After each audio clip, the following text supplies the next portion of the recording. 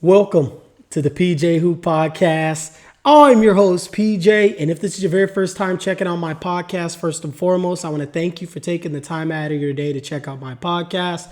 Now, on my podcast, I mainly go over the NBA, but I also like to cover college, high school, and international basketball. Today's episode, we're going to be talking about the SouthWest Division.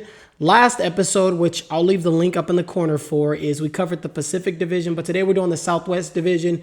So that's going to entail the Dallas Mavericks, the Houston Rockets, the San Antonio Spurs, the Memphis Grizzlies, and the New Orleans Pelicans. Now, I want to give you guys kind of the topics that I like to go over pertaining to all 30 NBA teams, and specifically these 5 teams that I just named to you guys.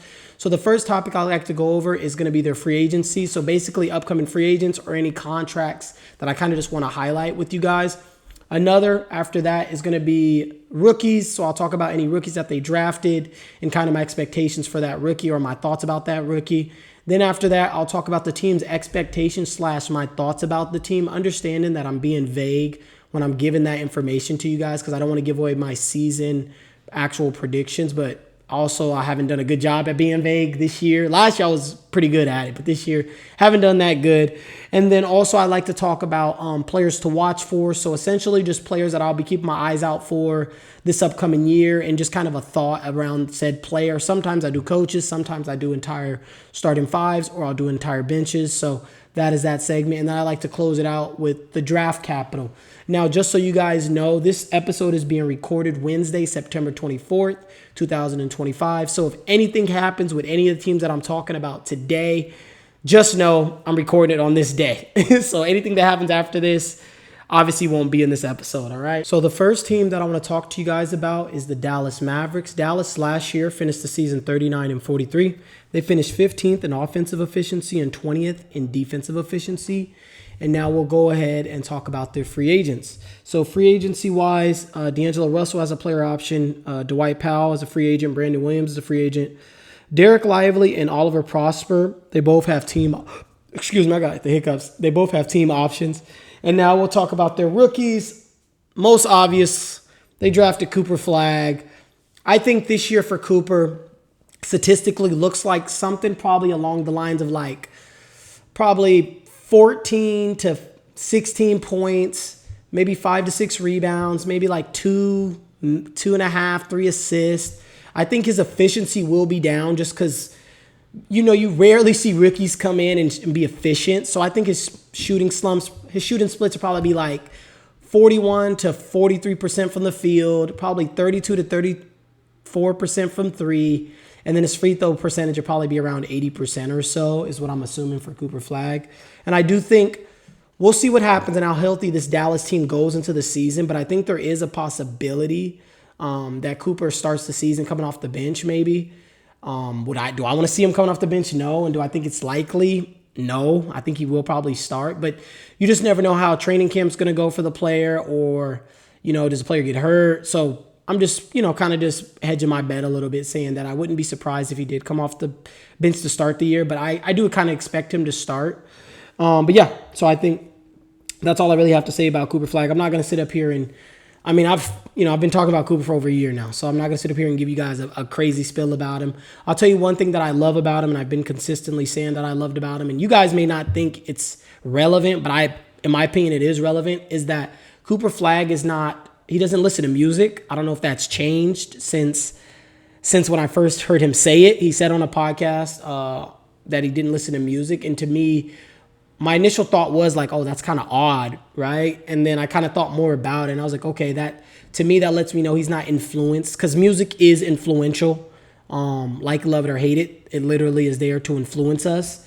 And also, we connect with the music, right, as well. So I just thought that was interesting. To me, that just screamed that he doesn't get caught up into pop culture or to music, and he's focused. That's literally why I took it, and he's mature, in my opinion, as well. So, yeah, I think I'm excited to watch him play. He's lucky to go to this franchise, I believe. We'll see how everything else around him kind of materializes. But, yeah, let's go ahead and talk about team expectations / thoughts for this team. I think, for me, this team goes as AD and Kyrie goes. I think if AD can give them 70 games, which obviously is a tall order and tall ask of him. But if he can give them 70 games, and if Kyrie can come back and give them 35 games at like 80% himself, I know he's ahead right now in his recovery, so we'll see what happens with that. But I think if these two guys can come back, if Kyrie can come back and AD can be there, I think no doubt this is a top 4 team in the West and probably top 3 scariest teams in the entire NBA, in my opinion. So we'll see what happens. I think it's a tall order to ask for. And, of course, their core guys, they all have injury history. AD, Kyrie, Klay Thompson, even Derek Lively have had quite a few injuries already. So, yeah, it is a tall order to ask of this team. And but on the bright side, they do have Cooper Flagg and they do have Derek Lively, and that's their front court moving forward, in my opinion. And then also what I would try and do, and you guys may be on the opposite side of me when I'm about to say this, but if I'm Dallas, I noticed Kyrie is ahead of his schedule. Honestly, I wouldn't rush Kyrie back. And if let's say AD doesn't give us the games, then what I'm doing at that point, I'm not letting Kyrie come back this year. And I'm shutting AD down at a certain point in the season if he just keeps getting hurt. And if we're not, in the top, either in the top 6 in the West or like knocking at the top 6 in the West, then I'm shutting AD down. And I would just try to get a really good lottery pick in the next draft if I were the Dallas Mavericks, because then the draft after that, I don't have it. Like, I have it in front of me, but it's not like I don't have it on that page right now. But I know in 2027, their pick, I think, is only top 4 protected. And then after that, I believe it goes to the Charlotte Hornets. I'll be going over the draft capital soon with you guys. But I think it goes to Charlotte. So, yeah, if I were them, I would be trying to get a young guard that can mature and grow with Cooper and Derek Lively, because there's some really, really good guards coming out in the next draft. So if I'm Dallas, I would have a gap year personally. But also understand, if Kyrie's going to come back and give you 35-plus games and be 80% of himself, and if AD is going to be present, then go for it this year, of course, right? But I'm on the fences, right? It can go either way with this team. But let's say it gets to Christmas and they're not, up in the top or echelon of the West, and they're not in that top 6, and let's say they're kind of just fringing in the play-in, I probably would call it a season and just try and get a young guard to be able to run with Cooper and them, because they're going to need a future guard to run with these guys anyways. So, yeah, that's kind of my opinion about this team. Okay, let's go to players to watch for. One being Jaden Hardy. He's going into year 4. He had some solid moments last year, but I'm very interested to see if he's able to take a leap and seeing if he can become that consistent backup guy. Unless we'll see what happens with Jaden Hardy, because I'm interested to see if he can take another leap this year, or does Ryan Nembhard come into camp and take minutes from him? It's something that I'm just going to be watching out for. But yeah, I kind of want to see Jaden Hardy, see if he has another gear he can go to. A lot of people don't know this, but Jaden Hardy was the number 1 rated shooting guard coming out of high school. He was like highly rated, and he kind of dwindled off when he ended up going to the I think he played for the Overtime Elite. I think it was who he played for. But yeah, and then another player is D'Angelo Russell. It's a contract year for him. And I'm sure he wants one more solid payday, right? He's playing on a $5 million contract right now, and he's 29. So I'm pretty sure ideally this is not where he envisioned himself to be.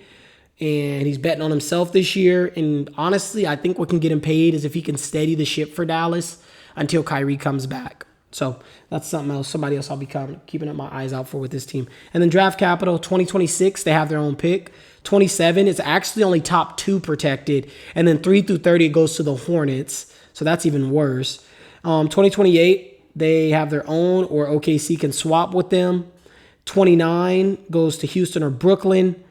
And then they get the Lakers pick. And then 2030, the Spurs have the swap rights with them. And then 2031 and 2032, they have their own pick. So like I told you guys, if I'm them, I would try to tank one more year. I'm not going to lie. If I'm being honest. And I know that's like, whoa, but I would, just because of their draft situation. Like, they're not going to have any of their picks, or they're going to have really poor picks moving forward. So, yeah. But luckily, Dallas, great city.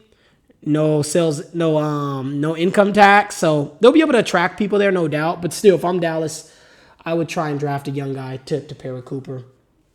All right. So you guys let me know down in the comment section below. What is your thoughts on the Dallas Mavericks? And what would you do if you were this team? And what are your expectations out of this team this year? You guys let me know down in the comment section below. The next team that I want to talk to you guys about is the Houston Rockets. So Houston last year finished 52-30.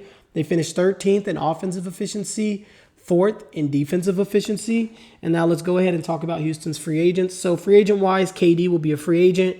I think it's likely he'll probably extend for 2 more years. It's just my guess. I don't have no insight on that, but I'm just forecasting it. Fred VanVleet has a player option. Unfortunately, he tore his ACL, so he's going to pick up that player option. I'm pretty positive about. And then Tari Eason is a restricted free agent. You got Jeff Green, Jayshawn Tate, Josh Okogie, and Aaron Holiday are all free agents. And then we'll skip rookie watch with this team because they didn't draft any rookies. So we'll go right to my team expectations. To me, this is a failed year for this team if they don't at least get to the second round and go 6 to 7 games. And plain and simple, I'll put it this way. This team is going to go as KD and Şengün takes them, in my opinion. I think a key player part of this team is Reed Sheppard. I think he's the key. I think he's a very big key player in this, but also Şengün taking another leap. He's played really good this summer in Euro basketball, so we'll see if that translates over to the NBA season. But yeah, and one thing I'm really interested to see too, pertaining to Kevin Durant and this roster as a whole, is does this team, how do they respond to KD being on the team? And let me be very clear with you guys with what I'm saying. So do they look at KD and defer to KD, or do they understand they have KD as a backup insurance when things are going to shit? You know what I'm saying? Like, do they continuously defer to him in games and stagnate the offense, right? And be like, oh, this is KD. Like, we got to get him the ball. Or do they just go with the flow of the offense, trust Şengün, trust Thompson, trust Reed Sheppard, trust Eason, trust Jabari, and KD does what KD does, and KD just picks his spots and go to work. And then when it's time they need to be bailed out or saved, then you give this easy money sniper the ball. You know what I'm saying? I'm just interested to see how they go about integrating KD is what I'm saying to you guys.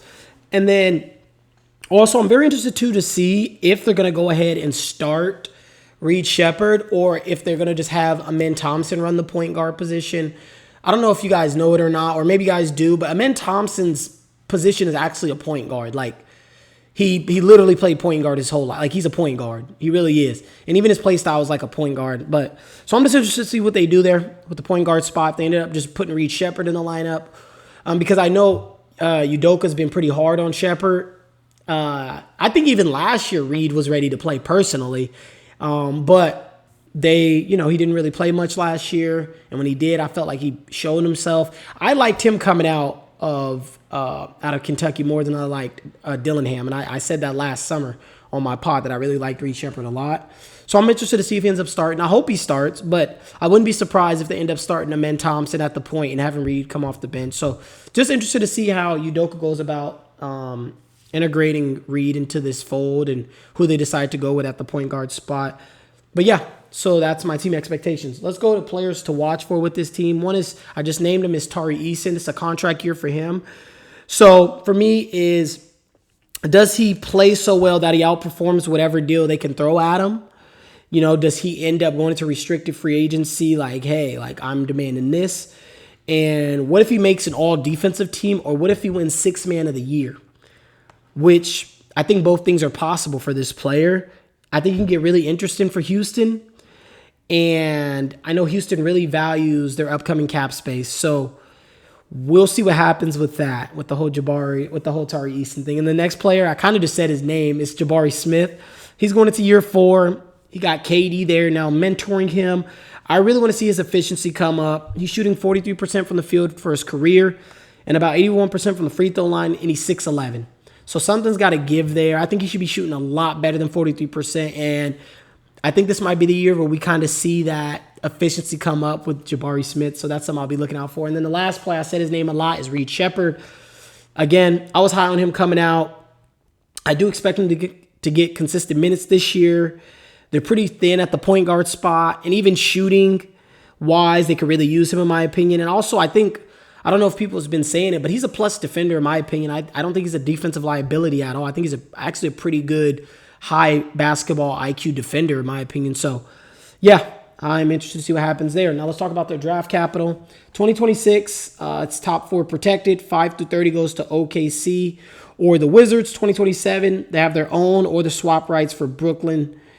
Swap rights for Brooklyn, and then they have Phoenix's pick in 27. So good luck for them, man. They're lucky. And then 28, they have their own. 29, they get the 2 most favorable of Houston, Dallas, and Phoenix. And the other one goes to Brooklyn. 2030 to 2032 is their own. You guys let me know down in the comment section below, what are your expectations for this Houston team? And what things will you guys be watching out for this young core? The next team that I want to talk to you guys about is the San Antonio Spurs. San Antonio last year finished the season 34 and 48. They finished 19th in offensive efficiency, 25th in defensive efficiency. And now we'll go ahead and go to their free agents. So Harrison Barnes and Kelly Olynyk, they're both free agents. Lindy Water and Jordan McCollum are free agents. And then the restricted free agent is Jeremy Sohan. Rookie watch, they drafted Dylan Harper. And I think Dylan Harper is really going to have a great chance to run the show in the second unit. That second unit, they don't really have many ball handlers. I mean, they have Keldon Johnson, Kelly Olynyk. Like, they can get their own shots, but I really don't want them running the offense. Like, I really don't want to run the offense through them in that second unit. Even though Kelly Olynyk is quietly a solid passer, I really do think Dylan Harper is going to have a very solid opportunity to shine in that second unit. I think my biggest concern for him is his shooting form. I really don't like how low his release is. And most likely, I think he'll struggle from 3 because of that. Plus, he's a rookie, and most rookies struggle from 3 anyway. So I'm not saying like his whole career he's going to struggle from 3s. That's not what I'm saying. But I'm saying early on, I think figuring out, picking his spots on when to shoot the 3 ball since he has such a low release, I think is going to be something to watch for. Anyways, I think early on he'll be able to draw a lot of fouls. I mean, he's really good at getting to the rim and just drawing contact. And I think he'll be able to get solid buckets in transition as well. It's going to be interesting because part of me want to say he won't have opportunity to win Rookie of the Year, but the other part of me thinks he might because he is coming off the bench for this team. And I think there's going to be a lot of opportunities within that for him as well. So I'm kind of on the fences with that. I'm not going to speak too much about that. I'm going to kind of just to be announced, okay? TBA, okay, on that one. And then they also drafted Carter Bryant. Carter Bryant was one of my draft sleepers. And it's going to be interesting because I think simply his offense is still kind of raw. But I also think they want to see what Jeremy Sohan has, right? Because the minutes I think he'll play. I think the minutes, if Carter Bryant can get on the court, he's going to give them a lot of hustle and a lot of physicality on defense. But also I think what could benefit him, and if it is a gap year for him, he'll be able to be mentored by Harrison Barnes, which I think would be a good thing for him. So he might not crack the rotation this year, but I wouldn't be surprised if he does. Okay? That's all I got to say about Carter Bryant. And now my team expectations / thoughts. First and foremost, I want to give a shout out to their G League coach.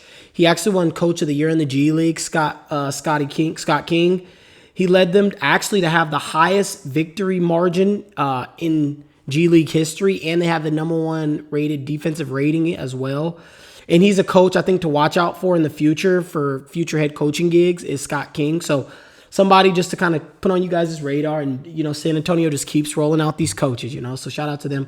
But also I think something with this team that I want to talk about my concern for this team and just something I guess I'll be watching out for as well is their 3-point shooting. In my opinion, I think 4 out of their 5 rotational guys are kind of streaky 3-point shooters. So that's something to kind of keep your eyes out for to see how this team shoots from 3 this season. Really, since now they'll have a whole offseason, a whole training camp to have De'Aaron Fox on the team. And then also De'Aaron Fox is going into the peak of his prime. You got Vassell going in the second year of his prime. You got Keldon Johnson in his prime. You got year 2 Castle. You also got vets like Kelly Olynyk and Harrison Barnes. And then also you got Jeremy Sohan going into a contract year. And of course you got Victor, which Victor has pretty low miles on his body, in my opinion, still.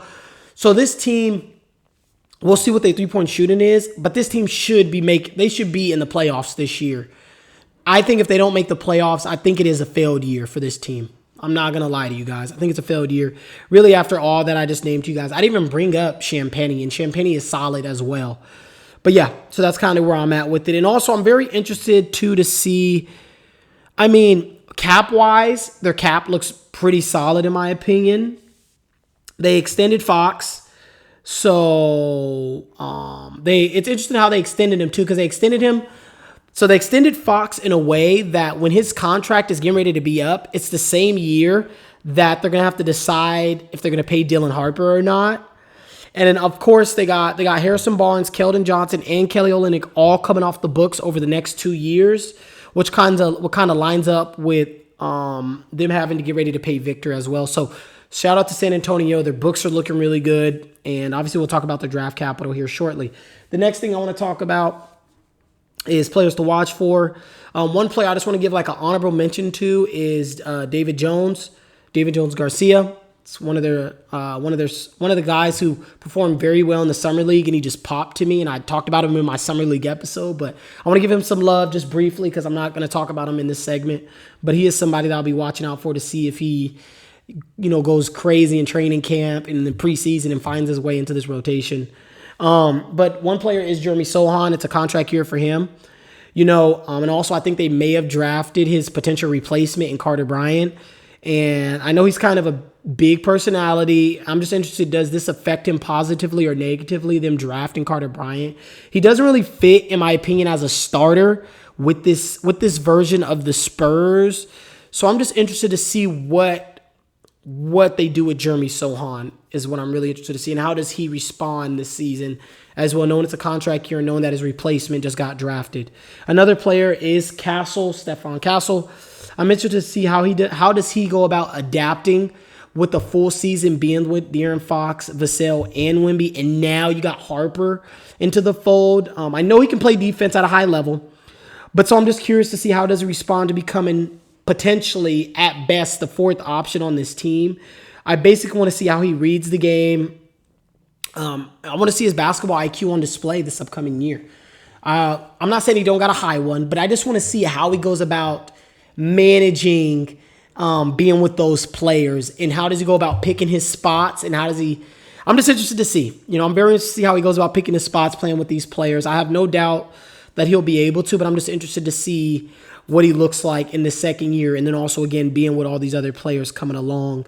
Because I do believe at best, like I said, he's probably the fourth option behind Vassell, behind Fox, and behind Wemby, just based on merit, I'm not saying based on potential or based on talent. I just think that's just how it's kind of going to fall, is him at best being the fourth option. And then also another kind of person I would talk about is Mitch Johnson, the head coach. I'm interested to see what kind of coach he is. Is he an offensive or is he a defensive head coach? And how does he balance the roster of vets and proven players and then also upcoming players as a young head coach? Is what I got with him. So I'll be paying more attention this year to see what kind of coach he really is. So yeah, and then let's talk about their draft capital. 2026, they have the swap rights for Atlanta's pick. 2027, that doesn't even sound right in 26 because I thought, I don't know, 27, 26, I might have to recheck that. But I wrote down they have the swap rights for Atlanta's pick, but I could have swore Atlanta has the swap rights to New Orleans or the Bucks pick. So I don't know. I don't know about 26. We'll skip that. And then 27, 1 through 16 will go to Sacramento. 17 through 30 will go to OKC in 27. And then also they get Atlanta's pick in 27. 28, they have their own, or they can swap for Boston if Boston's picks falls 2 through 30. 29, they have their own. 2030, they get the most favorable of their own, Dallas and Minnesota's 2 through 30. 2031, they got the swap rights for Sacramento's pick. That doesn't even sound right. Sacramento probably has the swap rights for their pick in 2031. That's probably what I meant to write. And in 2032, they have their own pick. You guys let me know down in the comment section below. What is your expectations for the San Antonio Spurs team, and what will you be looking out for with this group? The next team that I want to talk to you guys about is going to be the New Orleans Pelicans. New Orleans last year finished the season 21-61. They finished 26th in offensive efficiency and 29th in defensive efficiency. Now we'll talk about their free agents. Kevon Looney has a team option. Jose Alvarado has a player option. Zion's contract is still non-guaranteed. Rookie watch, they drafted my guy Jeremiah Fears. Jeremiah Fears was easily one of my favorite rookies. Is one of my favorite rookies coming in this year. He's one of my favorite college players last year. I actually talked about him before he kind of went mainstream early in the season. I talked about him on my pod. And then he obviously went mainstream after his big game against Michigan. But yeah, anyways. So with Jeremiah Fears, I think he's going to have quite a few moments this year. For those of you guys that haven't watched much of him or don't know much about him, he's going to have moments this year where he's going to rock some players. He's going to put some people on their back and be rocking them. You know, he has a crazy handle, best handles, in my opinion, coming out easily. Probably one of the top 4 best handles in all of college basketball last year. I'm very excited. I'm interested, too, to see if he can apply that same pressure that he did in college with his handles and his shiftiness. I'm interested to see if he can apply that same pressure in the NBA. And also, I want to see the biggest thing with him, because he is a thinner kid and he's pretty young still. He was actually one of the youngest kids last year in college. The thing with him that I want to see, I'm not too worried about his efficiency necessarily, because most guards usually kind of struggle coming to the NBA efficiency-wise. My biggest thing with him is that I really just want to see his free throw attempts and his free throw percentage to look solid, in my opinion. That's the biggest thing with him. And then also I want to see defensively him be competitive. Those are the only real things I'm looking out for him. And obviously, like I told you guys, him being able to apply pressure with his handle as well. They also drafted Derek Queen. Unfortunately, he'll be starting the season on the injury report, but he'll basically be reevaluated the opening week of the season. So hopefully he doesn't miss too much time. My biggest concern with Derek Queen is his rim protection / his pick and roll defense. And I think he needs the offense to run through him for him to be really like worth having as a starter. I think they would need to run the offense to him, which is not a bad idea. If you ask me, I don't think that would be necessarily a bad idea. I said it before and I'll say it again. He was the best offensive big man in the draft, in my opinion. And he'll probably have like a mild rookie year is what I'm assuming, just because of the personnel of this team. And I'm assuming that the offense probably won't run through him necessarily in this first year. But my main thing is I'm hoping to see his pick and roll defense and his rim protection to be improved than what I've seen in college. And if that's the case, then I'm not really too worried about DQ. I'm also very interested to see how his fit is with Zion as well. But yeah, so that's it for my rookies. Now, team expectations / thoughts. They drafted, I think the draft of DQ and then Jeremiah Fears and then trading their 2026 first unprotected. It leads me to believe that they're basically pushing their chips on Zion and basically telling him, hey, you better lead us somewhere this year, dude. We're betting on you, and if you don't, you're out of here. That's what I took from that move, in my opinion. I don't see a world where New Orleans has another bottom 4 in the West year and they keep Zion. I just don't think that's going to be possible, really, since they drafted DQ. And I think for DQ and Zion to work, the offense would need to run through DQ, and they would need to use Zion more like a Aaron Gordon type of player, which is not a bad idea, I don't think. But yeah, I think Zion's time, the clock has just ramped up a notch with Zion's time with the Pelicans. And I think this year kind of is going to show us that, because they pushed the chips forward on betting on him, which we'll see what happens, because I know Zion coming into the year, he's looking like he's in phenomenal shape. He does look physically as light as he did back at Duke. I'm interested to see, too, when they bring out the official, like his weight. I'm interested to see how much weight he actually lost. And also, I also want to see if this team can shock some people and become a top 4 team in the West. That's what I'm interested to see. And if Zion can shock the NBA and win the MVP. I think that would be an outperforming year for this team. If he can somehow win the MVP and they finish top 4 in the West, I think that would be like a monumental year for them. But this team, I think if this team has health, predominantly health, and I know DeJounte, I don't know when he's scheduled to come back. I have no idea. But I think if this team can be healthy, I think this is a playoff team. I haven't really decided where in the playoffs, that if they're in a play-in or if they actually are like a solidified top 6 team. I haven't decided, or if they're a 7th or 8th seed. I haven't decided yet. But I think this is a playoff team. And I think if they don't make the playoffs, I think I would honestly be surprised. I'm not going to lie to you guys. I think I'd be surprised really if they're mainly healthy. If they're healthy, this is a playoff team. If they're not healthy, just like most teams, I don't think this is a playoff team. But yeah, so now let's go to players to watch for. One is going to be my boy TM3, Trey Murphy, the third. He took a leap last year when they weren't really competitive. I just want to see him continue his growth this year. Show last year wasn't a product of being on a losing team, because we know some players will put up empty calorie stats on teams that are on, lottery teams. We've seen that happen time and time again. I don't think necessarily that was the case with Trey Murphy. I don't think that's going to be the case with him. I don't think that's the narrative that will be there with him. But I just want to throw that out there to you guys, that I just want to see him be consistent what he did last year and continue to grow as a player, which I think he will. Another player is Yavis Missy. He had a solid rookie year in my opinion. I'm interested to see if he avoids the sophomore slump. And also I want to see how he fits on this team moving forward. Does he start over Derek Queen? I don't know, because with him and Zion starting, there's really no spacing. So just interested to see what happens with Missy going into this year as well. Now we're going to the draft capital. 2026, they get the most favorable. So the most favorable of New Orleans and the Bucks. So the most favorable of New Orleans and the Bucks will go to Atlanta. And then the least favorable goes to the Bucks. So the most favorable between the Pelicans and the Bucks will go to Atlanta, and then the least favorable out of the two will go to the Bucks. So New Orleans does not have a 2026 first round pick. 2027, New Orleans has the swap rights with the Bucks. And then the other pick, if it falls 5 through 30, will go to Atlanta. If both are top 4, if New Orleans and the Bucks picks are both top 4, then they keep both, which is insane to think about. 2028 to 2032, they have their own picks. You guys let me know down in the comment section below. What are your thoughts about this Pelicans teams going into the year?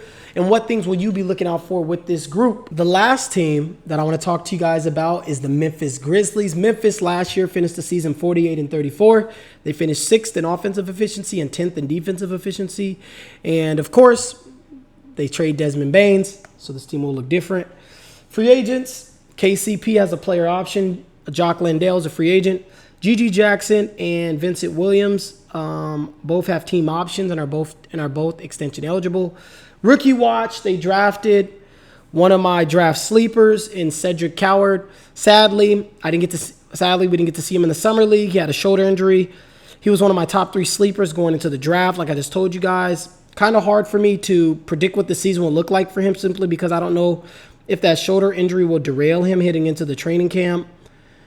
I think Summer League would have been a nice stepping stone to taste the league. The way he got to his spots created NBA-level spacing during his time at Washington State, and even at, I forgot what college he went to before. I think he went to Eastern Washington before that, if I remember correctly. I believe it was Eastern Washington, but I really liked the way he was able to, he already was creating NBA separation, in my opinion, when I watched the film on him. I was like, I couldn't. And he was supposed to go to Duke. I'm a Duke fan. So I was so upset when I seen that he decided to keep his name in the draft. But yeah, he was one of my draft sleepers. I'm very excited to watch him in the league. But I do think he'll become a key player in their playoff rotation once they get back to the playoffs. I have high hopes for Cedric Coward. Team expectations / thoughts this year, and it may be a hot take to you guys, but to me, this is a gap year for this team. Like I highlighted to you guys, they traded Desmond Bane. I don't think this is a playoff team. I think it is a lottery. I think this is a lottery team. I'm just going to be quite frank with you guys. And the most scariest thought about this, and the most scariest thought is that if this is a lottery team, they not only have their lottery pick, they're also going to have either the Wizards, most likely, or Phoenix's lottery pick. And so if I'm them, I am going to tank this year and kind of, goof off this year and get ready for the 2026-2027 season, because let's say this team is not a playoff team this year, which, like I said, I don't believe they're a playoff team this year. I think they're a lottery team this year. Let's say that happens. 2026-2027, this will be a scary team. Nobody's going to want to see Memphis in 26-27 because of kind of some of the things that I'm getting ready to highlight to you guys. One, they're going to have those 2 lottery picks coming in, and I think next year's draft is a fairly deep draft in my opinion. So you're going to have those 2 guys, Ja, Jaren Jackson, Gigi. You're going to have Santi Aldama. You'll have probably Vincent Williams. That's going to be a team to reckon with. They ain't going to be no joke, in my opinion, if they draft well. And then they'll have Cedric Coward as well. If they draft well, then they're going to be a scary team in 26-27, in my opinion. And also, you got to think about it, a lot of their core guys will either be at towards the peak of their prime, or they'll just be entering their prime in 26-27. This could be a dangerous team. I'm not going to lie to you guys. So I'll just be watching this year literally for this team, just to literally see where they place. If they end up being a playoff team, then okay, they're still going to get more likely not, they're going to get a top 8 lottery pick regardless. Regardless, they're getting ready to add at least 1 more lottery player to this core, but they have a chance potentially to add 2. So I'll just be interested just to see where this team ends up placing in the West. That's my biggest thing with this team. But again, if I was a Memphis fan or in the front office, I'm tanking this year if I'm Memphis. No lie to you guys. And then players to watch for, one is Santi Aldama. I like the growth I've seen in his game last year. I expect kind of another leap this year as he goes into a larger role on this offense. I would like to see his defense take a leap this year as well. That is mainly what I'll be looking out for with him. Another is kind of just their young front court, Zach Edey and Gigi Jackson. I want to see them both become better defenders. I think Edey needs to lose some weight, and I think Gigi just kind of needs more reps in kind of high-level games. I feel like last year's injury kind of stunned his year 2 growth, so that's all I got to say about those 2. And then the last is I want to talk about their head coach, Tomas. He has a very impressive track record over in Eurobasketball. Multiple head coach of the year honors. He led clubs to break records. I want to see how this team looks with the whole offseason in his offense. He's known for his offense, and I know Noah LaRoche had a big voice last year on the offense, and he's out of there. So I'm interested just to see what this team offense looks like under this coach is kind of what I'm looking for with him. Now let's go ahead and talk about the team's draft capital. 2026, like I just told you guys, they have their own plus either the Wizards 1 through 8, which is probably most likely because the Wizards. So if the Wizards and Phoenix both lands in the top 8, the Wizards will get Phoenix's, and then Memphis will get the Wizards. If the Wizards pick falls to 9, then that goes to the Knicks, and the Grizzlies will get Phoenix's pick, even if it's in the top 8. So they're most likely, obviously they're going to have 2 first-round picks, and it's probably going to be their own and probably the Wizards pick is what I'm assuming. And then Orlando to Charlotte. And then Orlando's pick goes to Charlotte because Memphis had Orlando's pick, but that's going to Charlotte. And then 27, 28, they have their own. 29, they have their own or swap for Orlando's. 2030, they have Orlando's pick, and then they also have the second most favorable of their own, Phoenix and the Wizards pick. And then 2031 and 2032, they have their own pick.